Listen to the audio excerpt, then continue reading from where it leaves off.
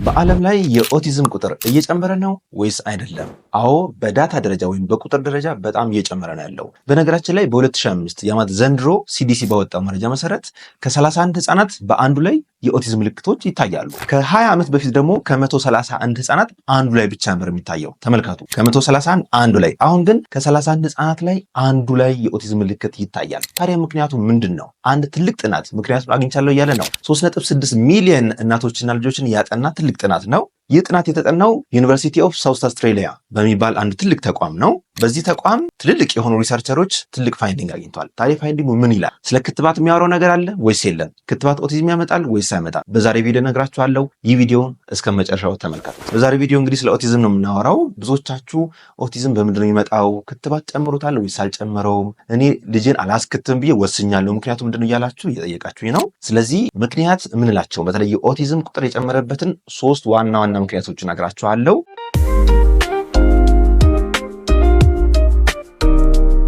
ሰላም ጤና ይስጥልን። ዶክተር ፋሲል ነኝ፣ የህፃናት ስፔሻሊስት ሐኪም ከብሩክ ኪድስ የህፃናት ልዩ ክሊኒክ። በዛሬ ቪዲዮ ስለ ኦቲዝም ሰፋ ያለ መረጃ ይዤላችሁ ቀርብ ያለው እስከ መጨረሻው ተመልከቱት። በመግቢያ ላይ እንዳልኩት በ2000 ዓመተ ምህረት ያ ማለት ከዛሬ 25 ዓመት በፊት ከ131 ህጻናት በአንዱ ላይ ብቻ ነበር የሚገኘው ኦቲዝም። አሁን ግን ከ31 ህጻናት በአንዱ ላይ ይገኛል። ታዲያ ምክንያቱ ምንድነው ሲባል ጥናቶች የሚጠቁሙት ብዙ ነገሮች አሉ።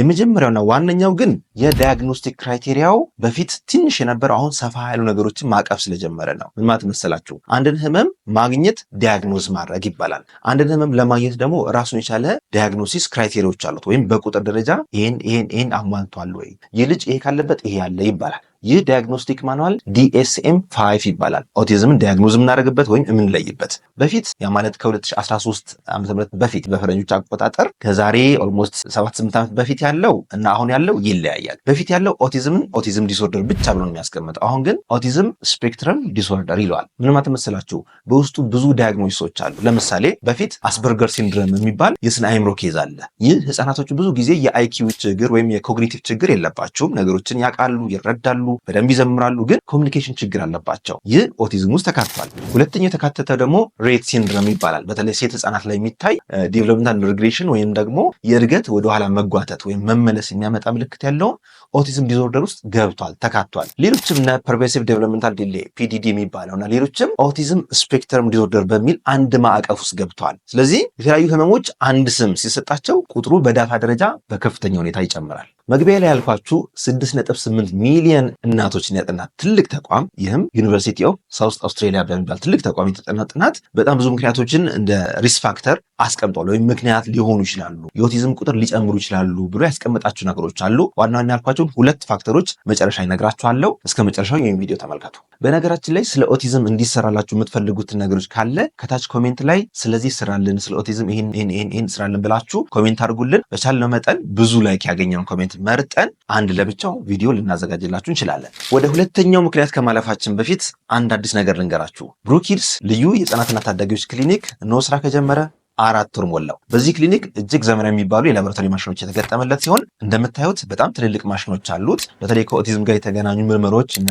ቫይታሚን B12፣ ፎሌት፣ ፌሪቲን፣ አይረን፣ ቫይታሚን ዲ የመሳሰሉትና ሌሎች የሆርሞን ምርመሮች በዚህ ክሊኒክ ይሰጣሉ። አድራሻችን ጦር ኃይሎች አካባቢ ነው። ምናልባት መረጃ ከፈለጋችሁ ከታች ባሉ 3 ስልኮች ደውላችሁ ቀጠሮ ማስያዝ ትችላላችሁ። ሁለተኛው የኦቲዝም ቁጥር በዳታ ደረጃ ከፍ ያደረገው ደግሞ አዌርነስ ወይም ስለ ኦቲዝም ያለን አመለካከትና ግንዛቤ ከፍ ስላለ ነው። እያንዳንዱን ነገር መጥራት የምንችለው ስናቀው ነው። ካላወቅነው ከየትም ልንጠራ አንችልም። አሁን ደግሞ ሁሉም ሰው ያነባል። ብዙ ወላጆች ደግሞ ኦቲዝም እንደሆነ ኢንተርኔት ላይ ጉግል ያደርጋሉ። ልጆቻቸውን ገና ከመጀመሪያ ጀምሮ ይከታተላሉ። በየቦታው ስለሚወራም ማንበብ ጀምረዋል። ስለዚህ የእውቀት ሌቭላቸው ከፍ ብሏል እና ኢቭን ወላጆችም ለይተው አረ ይህ ልጅ የሆነ ኦቲዝም ምልክት ያሳያል፣ እባክሽ አሳዩ ማለት ጀምሯል እና ይህ የህብረተሰቡ አዌርነስ ከፍ እንዳለ የሚያመለክት ነገር ነው። ህብረተሰቦች አይደለም ኢቭን የጤና ባለሙያዎች ራሱ በፊት አንድ ልጅ አፍ አልፈታም ብሎ ወደ ክሊኒክ አንድ ወላጅ ሲያመጣ አይ ችግር የለውም ወንድ ልጅ ነው ቀስ ብሎ ይፈታል፣ 4 ዓመቱ 5 ዓመት 6 ዓመት ብሎ ይፈታል፣ ምንም ችግር የለውም ብለው ይመልሱ ነበር። አሁን ግን በደንብ እየተማርነው ስለሆነ በደንብ እያወቅነው ስለሆነ እያንዳንዱ ነገር ኦቲዝም ነው ወይስ አይደለም፣ ኦቲዝም ከሆነ ደግሞ ወደ ስፔሻሊስት ሐኪም ጋር መላክ ተጀምሯል። ስለዚህ ማህበረሰቡ ማወቁ በራሱ ቁጥሩን እንዲጨምር አድርጓል። ለምን? ቶሎ ወደ ኢቫሉዌሽን ስለሚላኩ ማለት ነው። ይህ ብሩክ ኪድስ ዩቲዩብ ቻናላችን ነው። እንግዲህ እንደዚህ አይነት ወሳኝ መረጃዎች እንዲደርሳችሁ ከፈለጋችሁ ላይክ፣ ሼር፣ ኮፒ ሊንክ አድርጉ። በተጨማሪ ደግሞ ሰብስክራይብ እያደረጋችሁ አዳዲስ መረጃዎች እንዲደርሳችሁ የደወል ምልክት መጫን አትርሱ። ሶስተኛው ኦቲዝም ቁጥር እንዲጨምር ያደረገው ኢፒጄኔቲክ ቼንጅ ምን ማለት መሰላችሁ? ዘረመል በአካባቢ ተጽዕኖ ወይም በውጫዊ ተጽዕኖ ምክንያት የመቀየር አዝማሚያ ማሳየት። ኦቲዝም ፒውርሊ ጄኔቲክ አይደለም፣ ፒውርሊ ኢንቫይሮንመንታል አይደለም። ምን ማለት መሰላችሁ? በዘርም ብቻ አይደለም የሚመጣው ወይም ደግሞ በውጭ ከሚመጡ ተጽዕኖች ብቻ አይደለም፣ የሁለቱ ቅንጅት የሚያመጣው ውጤት ነው። ለምሳሌ አንድ ሰው የኦቲዝም ጂን ኖሮት ከውጫዊ ፋክተሮች ከተጨማመሩበት፣ ውጫዊ ፋክተሮች ብንላቸው ለምሳሌ ከፍተኛ የሆነ የኬሚካል ኤክስፖዠር፣ ሞልድ ኤክስፖዠር ወይም ስትረስ ወይም የሆርሞን ኤክስፖዠር ወይም ደግሞ አላግባብ ገና በልጅነታቸው ከፍተኛ አንቲባዮቲክስ መጠቀም፣ እንደዚህ መሳሰሉት ወደ ልጆቹ ሰውነት የሚገባውን ኬሚካል ሊጨምር ይችላል።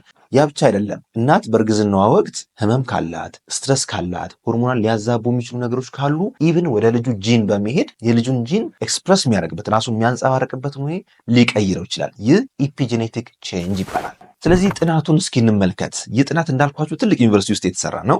ዩኒቨርሲቲ ኦፍ ሳውዝ አውስትራሊያ በጣም ትልቅ ተቋም ነው እና የሚገርማችሁ ብዙ ኢትዮጵያዊ የጥናቱ ተሳታፊዎችም አሉበት እና እንደምትመለከቱት 2-3 ጥናት ተሳታፊዎች ኢትዮጵያኖች ናቸው እና 3.6 ሚሊዮን እናቶችን ካጠና በጣም ሪላያብል የሆነ ሜታ አናሊሲስ ነው። ሜታ አናሊሲስ ማለት እንግዲህ በሕክምናው ወይም ደግሞ በሪሰርቹ ዓለም ከፍተኛ ኤቪደንስ የሚያመጣ ልናምነው የምንችል ትልቅ ጥናት ማለት ነው። ስለዚህ በዚህ ጥናት መሰረት የኦቲዝም ቁጥር ሊጨምር የሚችለው በሁለት ዋና ምክንያት ነው ይላል። አንደኛ ውፍረት ይላል። ውፍረት ምን ሊያስከትል ይችላል? ውፍረት በተለይ ደግሞ እናቶች ላይ በእርግዝና ወቅትና ከእርግዝና በፊት ብሎ ይከፋፍለዋል። ዋናው ግን እዚህ ጋር ጥናቱ የሚጠቁመው ከእርግዝና በፊት ወይም ፕሪኮንሰፕሽናል ኦቨርዌት መሆን ካለ፣ ያ ማለት በዚህ ጥናት መሰረት ከፍተኛ ውፍረት በተለይ ደግሞ ከእርግዝና በፊት የነበረ ውፍረት በጣም ትልቅ ተጽዕኖ ያመጣል ይላል። ለምሳሌ ኦቨርዌት የነበረች እናት ብታረግዝ ኦቲስቲክ ህጻናት የመውለድ እድሏን በ9% ከፍ ይላል ይላል። ኦቨርዌት ብቻ ኦቤሲቲ ደረጃ ያልደረሰ። በነገራችን ላይ ኦቨርዌት መሆንና ኦቤሲቲ ይለያያል። በምስሉ ላይ እንደምትመለከቱት ቴብል አለ። ኦቨርዌት የምንለው ኖርማል የምንለው እና ኦቤሲቲ የምንለው ይለያያል። ስለዚህ በዚህ መሰረት ኦቨርዌት ከሆነች አንድ እናት ከእርግዝናዋ በፊት የኦቲዝም ቁጥር በ9% ሊጨምርባት ይችላል ይላል። ኦቤሲቲ ከሆነ ግን ከእርግዝና በፊት ኦቤሲቲ ከነበራት ሆርሞናል ዲስሬጉሌሽኖች ስለሚኖሩ ኦቲስቲክ ህጻናት የመውለድ እድሏ በ42% ከፍ ይላል ማለት ነው። ስለዚህ እናቶች ኢቨን ከመጸነሳቸው በፊት ትክክለኛ ኪሎ እንዲኖራቸው፣ ትክክለኛ አመጋገብ እንዲኖራቸው ይመክራል። ይህ እንግዲህ ኢፒጄኔቲክ ቼንጅ የምንለው ነገር ፋክተር እንዳለው፣ ያ ማለት ዘረመል ላይ ሌሎች አካባቢ ተጽዕኖዎች የራሱ የሆነ ፋክተር እንዳለው የሚነግረን ነገር ነው ማለት ነው። ከዛ በተጨማሪ ደግሞ ኦቲዝም ብቻ ሳይሆን ኤዲኤችዲ የምንለው የአቴንሽን ዲፊሲት ሃይፐርአክቲቭ ዲስኦርደር፣ ያ ማለት የህፃናት መቅበዝበዝና ትኩረት የማጣት ችግር ማለት ነው። እሱንም በከፍተኛ ሁኔታ ይጨምረዋል።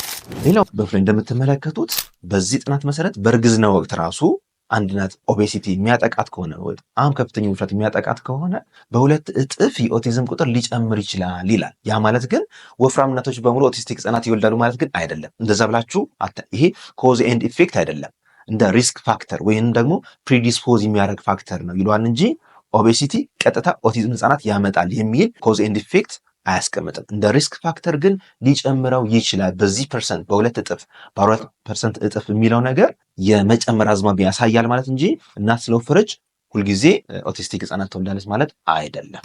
እንግዲህ ይህ የሚናገረው ስለ እናት ውፍረት ነው። ከዚህ በተጨማሪ ደግሞ ሌሎች ብዙ ኤፒጄኔቲክ ቼንጆች የሚያመጡ ነገሮች አሉ። ለምሳሌ የእናትየዋ ሆርሞን መዛባቶች፣ የእናትየዋ ስትረስ፣ እናት ኖርማል ፍሎራ ወይም አንጀቷ ውስጥ ያለው ትክክለኛ ባክቴሪያ ከተቀየረባት እሱም ለእንደዚህ ኬዞች ሊያጋልጥ ይችላል ይላል። ሌላው መርሳት የሌለብን ነገር ደግሞ ከፍተኛ የሆነ የስክሪን ታይም ኤክስፖዠር በጣም ከፍተኛ ሪስክ አለው እና ስክሪን ታይም ማለት ቲቪ፣ ሞባይል፣ ታብሌቶች ረጅም ሰዓት ህጻናት ሲያዩ አይምሯችን ሊቀየር ይችላል። ኦቲዝም መሰል ምልክት ሊያመጡ ይችላሉ። ይህም ቨርቹዋል ኦቲዝም ይባላል። ቨርቹዋል ኦቲዝም ምንድን ነው የሚለው ነገር ማወቅ ከፈለጋችሁ ከዚህ በፊት ብዙ ቪዲዮ ሰርቻለሁ።